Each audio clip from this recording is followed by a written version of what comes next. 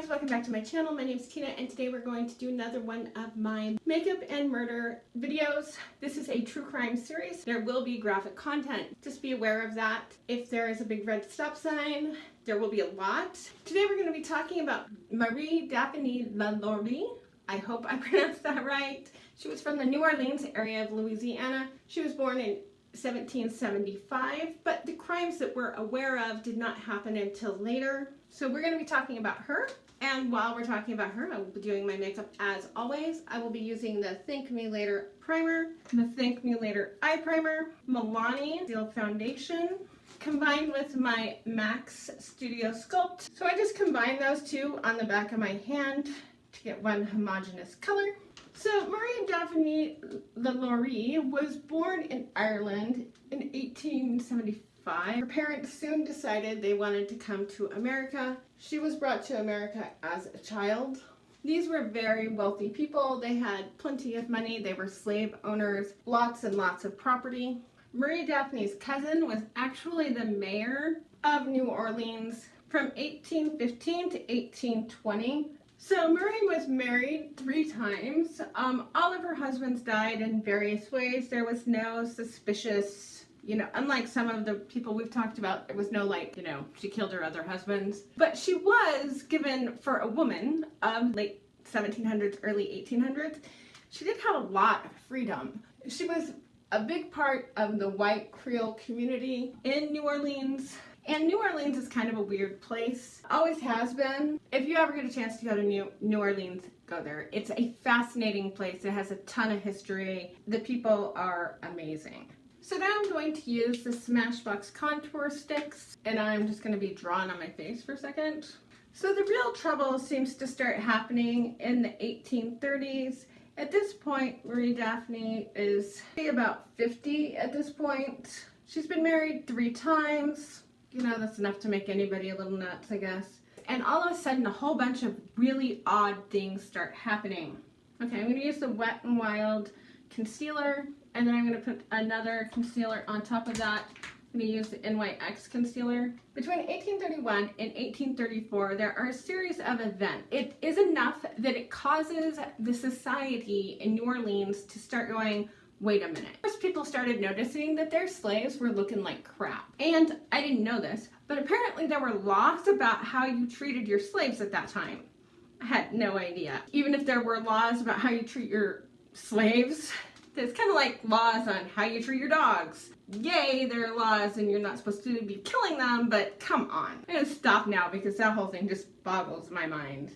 So all of this is happening at what they refer to as the Royal Street Mansion, which is in the downtown French Quarter of that time. There starts being, when she gets this property on Royal Street, and she's married to her 3rd husband, and basically she's kind of being left there by herself. And the first thing is that they noticed that her slaves that are in her slave quarters, that there were some problems with them. And there were complaints and whisperings that she wasn't treating her slaves very well. Then there's this incident where a 13-year-old girl is brushing her hair and snags it. She takes a bullwhip, and I don't know if you know what one of those is. I'll show you a picture. They're no joke. I accidentally hit my sister with one once. Like just the tip of it opened her back. They can easily cut you deeply. And if you really know what you're doing, oh my gosh. So this poor little slave girl, rather than be beaten by her and her whip, she gets up on the roof and she's trying to run away from her. She ends up falling off the roof and dying because treatment of slaves at that time sucked. I don't care what laws there were. Nothing much was done about it, and the girl was buried on the property. Oh, this is the It Brow Power Pencil. So she chases this girl off the roof. The girl dies. They bury her out in the yard, and that's kind of the end of it. So after this incident occurs in 1832, the laws that be go out to the property because now they're concerned. They're like, there have been all these complaints, your slaves look like shit. I'm guessing they're treating this like animal cruelty today. They go out and they look around and they don't find any evidence that she's actually doing anything bad to her slaves, other than, holding slaves.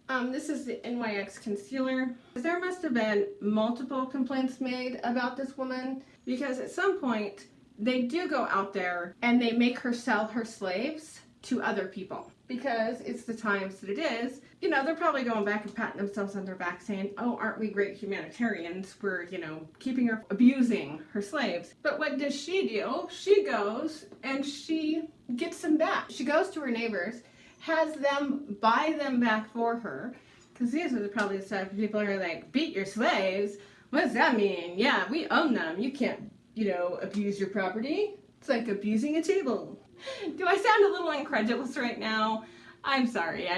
I know we're talking about the time and this is what happened at the time, but it just seems crazy to me that we ever thought that owning people was an okay thing to do. So I'm just going to put down a thick layer of RCMA no color powder. And I'm super excited about what we're going to do with my eyes today because I just got these in the mail, literally just picked them up. Yay! Juvia's Place. This is a woman of color owned brand. It is amazing. Please support small women of color makeup brands. We're going to use these today. I'm going to probably stick mostly with this one, but we might go into this one too. So for the base shade, I'm going to go with Kissy right there. And I'm just going to put that all over my lid. So in 1834, she's not supposed to own any slaves, and a fire breaks out on her property. A pretty big fire. All the people show up to help put out this fire because this big, beautiful mansion is burning down. They get inside and they find this very old slave woman chained to the stove. Now there had been rumors that she was chaining people to the stove and stuff, but there had not been, you know, nobody had proven it. I'm gonna take Nana, which is this brown right here, and I'm just gonna put that in my crease. So they go out to her property, they're fighting the fire, and what do they find? This little black woman chained to a stove in the house, and they rescue her and they say, you know, what's going on here? And she says, well, I set the fire because I was afraid. I was afraid I was going to be beaten over some minor complaint. Maybe she burnt the bread or something, who knows. And I didn't want to be beaten, so I tried to commit suicide by burning down the house. This, of course, makes everybody go, wait, what? She goes, well, I was scared she was going to send me to the room upstairs. She did not want to be tortured, so in the upstairs room. And they're like, what upstairs room? Oh, there's a room at the top of the stairs. So she takes them up there. At this point, Marie Daphne and her staff of white people are like, no, you can't go up there. We forbid you to go in there. No, no, no, no, no. You know, nothing to see here. This is just this crazy old black woman.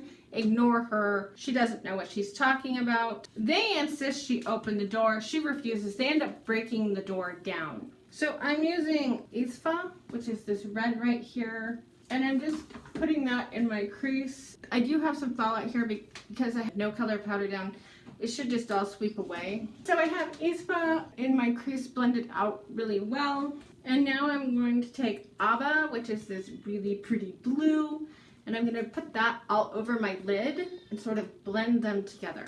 There's a judge and some other people who go into the house after this fire on these complaints, and that there were more slaves in this like attic thing. So this judge and the other people, they go up. Marie Daphne refused to open the door. They had to break it down. Just so you know, this is, I researched several of these and in newspapers from the time and stuff, and there are differences in how this story goes about what all happened here. I'm just giving you the one that was kind of middle of the road. I think because of the time and everything that you're going to see things like that, because once people don't want anything bad to have happened, and they certainly don't want anything that's going to stop the slave trade from happening.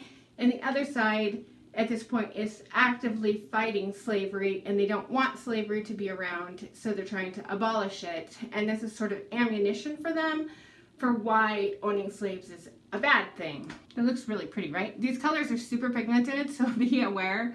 Like, I had created a mess right over here. I have to go clean that up. They are super pigmented, beautiful shadows. Holy cow.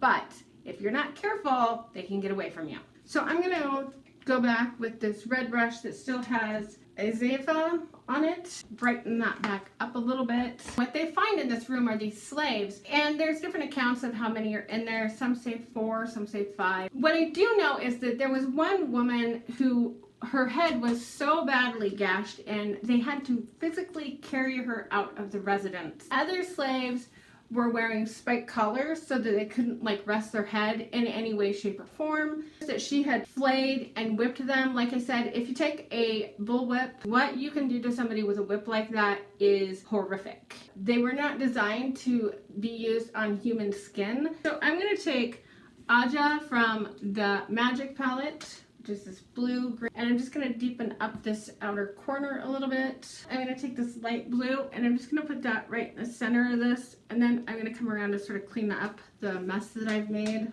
So I got this at Christmas. I tried to send it back. I have not even used it once since then. I'm going to take Rad right there and just do my cheeks real quick. And they found all these slaves horribly abused. They've been starved, not given water, not given food, beaten till they're bloody and just horribly mutilated. They can't rest. They're exhausted. Some of them are basically unconscious. I believe a few of them actually ended up succumbing to their wounds. I really couldn't find much about that. And here's the part that is kind of astonishing to me. And when word of her treatment of these slaves gets out, they show up at the mansion with pitchforks and torches and tear it apart.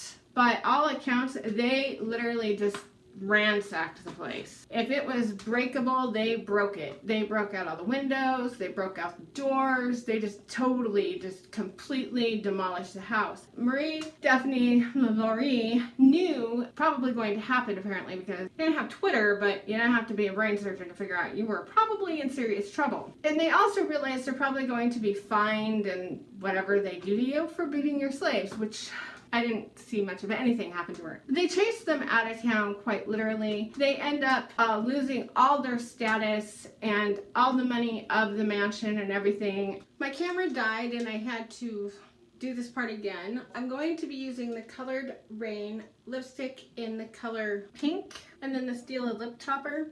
This is a woman of color owned brand as well. They got ran out of town. Not much happened to them that I can see. They were no longer accepted. The rich people banished them from their society, but they were never locked up or anything. Marie Daphanie LaLaurie would be what we would refer to today as a sadist. Definitely a psychopath. She did not care about other people. I bet you if we could go back then, we would find out that she had built up to this, because you don't just beat some girl to death with a whip off the roof of your house overnight. It doesn't happen.